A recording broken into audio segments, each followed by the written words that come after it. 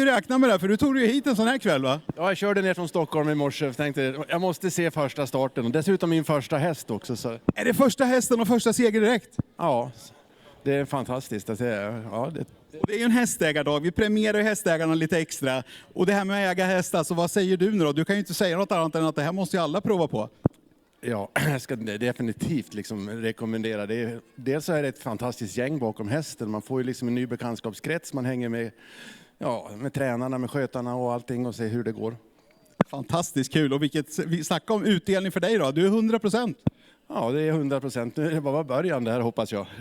Du, vi önskar dig all lycka framöver. Nu får du bära lite priser ner till Kevin också. Det är ett till er jägarna-gänget och en till skötaren. Den får en kexchoklad och en extra kram av dig, förstår jag. Absolut, det fattas väl bara annat. Stort grattis. Ja, tack så mycket. Tack. Härligt. Där hade vi gänget också bakom hästen som alltså tar sin debutserie. Top Gun Express heter den.